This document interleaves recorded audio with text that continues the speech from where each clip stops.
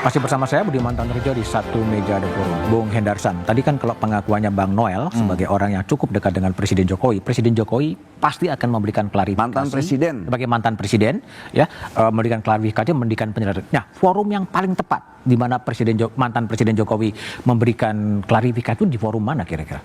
Ya gini, kita harus melihatnya ini biar masyarakat juga nggak bingung ya. Bahwa ini harus di breakdown. Ada 3 isu sebenarnya yang masyarakat itu harus tahu. Isu pertama itu tentang pagar laut. Isu kedua itu dengan PSN. Isu ketiga itu tentang PIK 2. Ini 3 hal yang berbeda tapi berkaitan satu dengan yang lainnya. Nah, makanya masyarakat tahu pagar laut. Kalau kita bicara pagar laut itu ada dugaan maladministrasi. Oleh karena itu langsung ditindaklanjuti oleh Menteri ATR BPN untuk mencabut. Kan seperti itu. Yang kedua, ada di pagar laut itu ada dugaan pemalsuan. Kemudian dilakukan tindak lanjut oleh kepolisian dengan menaikkan ini ke penyidikan. Itu yang kedua. Kemudian juga dari pihak KKP melakukan tugasnya sesuai dengan tupoksinya, ya kan, itu memberikan denda terkait dengan hal tersebut. 18 juta itu. Iya.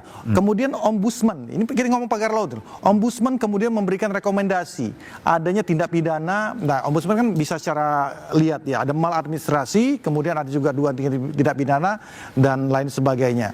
Nah, ini dulu. Nah, kemudian yang dipermasalahkan Bang Samad dan kawan-kawan, ini kan masalah PSN-nya. Nah, ini hal yang berbeda tapi terkait satu dengan lainnya karena jarak lokasi di tempat yang sama. Nah, terkait dengan masalah PSN, ya ini kan kaitannya dengan masalah adanya tuduhan atau dugaan, ya ini tentang masalah pemberian izin PSN tersebut. Ada dugaan kolusi, korupsi, suap dan lain sebagainya. Ini kan hal yang berbeda lagi, ya kan? Maka oleh karena itu wadahnya adalah KPK untuk melakukan hal tersebut.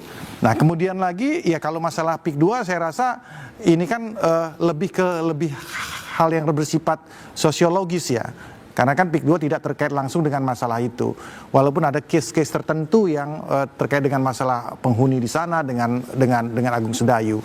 Nah, ini yang masyarakat juga harus tahu. Tapi yang pasti saya balik lagi kepada hal tadi, untuk khususnya kita nggak usah jauh-jauh dulu deh untuk masalah pagar laut dengan masalah PSN. Sudah, untuk pagar laut ini sudah seirama para kementerian dan aparat penegak hukum sudah menjalankan tugasnya masing-masing. Hal ini yang tidak terjadi di sebelumnya. Oke, sekarang pemerintahnya kompak lah kira-kira gitu ya. Kompak lah intinya, satu komando. Jadi ini isu yang sebenarnya mulai dari pagar laut, kemudian Presiden sampai memerintahkan dibongkar, tapi sekarang agak berhenti ya pembongkaran itu ya? Berjalan. Tapi kan memang ada pagar-pagar yang sudah dibangun oleh masyarakat, nggak mungkin dong kita bongkar. Kemudian ada tuntutan yang harus dibongkar yang dianggap liar, yang dianggap menjadi persoalan, yaitu perintah presiden langsung bongkar, nggak ada urusan. Gitu. Jadi yang belum terbongkar itu yang dibangun oleh masyarakat? Ya sudah dibangun masyarakat, ada beberapa yang dibangun masyarakat, beberapa kilo juga tuh.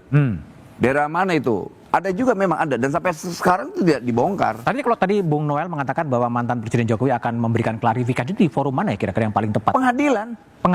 Iya, pengadilan, memang kita harus khawatir dengan pengadilan. Artinya akan datang ke kepolisian, datang ke KPK gitu? Ya nggak apa-apa. Gak apa-apa. Dan itu hal yang terhormat, dan itu cara adab dalam berdemokrasi. Forum tertinggi dalam mengklarifikasi persoalan hukum adalah melalui mekanisme pengadilan.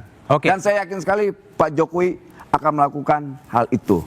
Baik, Bung Samad, ini kabar baik dari Bung Noel ya, yang mengatakan mantan Presiden Jokowi akan datang kalau memang akan dipanggil oleh memberikan keterangan kepada KPK. Tapi masalahnya apakah KPK-nya bertindak? Ini pertanyaan yang menarik nih. Iya, menarik. Sebenarnya kemarin waktu kita mau ke KPK itu ada perdebatan di antara kita. Masihkah kita bisa percaya kepada penegak hukum yang ada sekarang? Karena fakta di Anda datang ke sana kan? Iya, saya datang. Karena fakta yang terjadi bahwa Agung Sedayu Group ini bisa bisa mengintervensi semua proses-proses penegakan hukum yang ada. Dari mana Anda tahu? Contohnya begini. Dia bisa mengkriminalisasi sebuah kasus yang terjadi di PIK. Ini fakta. Saya punya bukti dan punya orang-orang yang sudah dikriminalisasi. Ini fakta yang nggak bisa dibantah. Saya perlu jelaskan juga ya bahwa kami mengundang pihak dari kuasa hukum dari Agung Sedayu, tapi yang bersangkutan tidak berkenan untuk hadir. Ya, makanya saya berharap sebenarnya mereka datang. Itu yang pertama. Kemudian yang kedua, menurut saya bahwa PSN ini kan sebenarnya cuma luasnya 1.700 lebih hektar. Jadi tidak semua masuk dalam status PSN. Tapi wilayah yang dikelola oleh Agung Sedayu Group lebih dari 1.700 hektar lebih. Sehingga di situ ada proses sebenarnya, ada problem-problem. Kenapa saya katakan ada problem-problem? Pertama, kalau kita lihat bagaimana cara dia melepaskan hak rakyat yang ada di situ, itu dengan cara yang intimidatif. Ya, bagaimana yang dimaksud dengan intimidatif? Orang dipaksa melepaskan, ya, dia punya hak, misalnya tanah atau sawahnya dengan harga yang ditentukan oleh Agung Sedayu Group. Oke, tapi pertanyaan saya tadi kan, kabar dari Bung Noel mengatakan kalau Presiden Jokowi kemudian akan dimintai keterangan di KPK akan hadir gitu. Tapi pertanyaan saya, apakah KPK akan juga bergerak sebetulnya? Ya, makanya kemarin sebenarnya dalam diskusi, karena kan kebetulan dihadiri oleh komisioner ya, Pak Setiabudi, Fitro, kemudian Pak Ibnu. Sebenarnya kita bukan mau mengajari KPK untuk melakukan pengusutan, karena saya yakin teman-teman di sana jauh lebih pintar, udah punya ilmu. Tapi maksud tujuan kita kemarin sebenarnya memberikan kekuatan, support agar Anda lihat dari perspektif ekonomi politik ya tadi, ini gimana sih mau menyelesaikan ini? Apakah memang satu persatu tadi lewat penyelidikan seperti, atau memang Presiden Prabowo ngambil langkah koreksi saja minimal untuk tadi yang nonaktifkan PSN terlebih dahulu atau membatalkan terlebih dahulu sehingga satu masalah bonggol di atasnya itu bisa selesai, atau ada sebuah tim yang dibentuk untuk lebih menyeluruh untuk mencari duduk soalnya seperti apa sebetulnya? Oke, pertama saya ngelihat dulu dari pagar laut ini kan ramai karena ada pagar laut, terus ya dari Bang Samad gitu ya dan teman-teman segala macam. Tapi Presiden Prabowo membiarkan juga ini berkembang kan. Bahkan sampai akhirnya dia memerintahkan bongkar. Jadi menurut saya dalam melihat sinyal ini ada dua gitu ya. Sinyal pertama bahwa memang Presiden Prabowo ingin melakukan koreksi. Nah, koreksinya tapi mungkin koreksi terbatas. Ya kan, koreksi terbatas dalam artian ya kalau menurut saya soft power keberlanjutan. Jadi dalam kata lain ketika keberlanjutan ini kan ada beberapa hal yang harus dia lakukan adjustment lah, penyesuaian. Tapi gimana pun juga kan dia selalu mengatakan soal keberlanjutan. Jadi mungkin dia menggunakan momen ini untuk ada beberapa hal yang dikoreksi karena adanya tuntutan publik yang besar. Itu mungkin koreksi terbatas. Nah yang kedua sebetulnya yang lebih menarik kalau ini koreksi menyeluruh.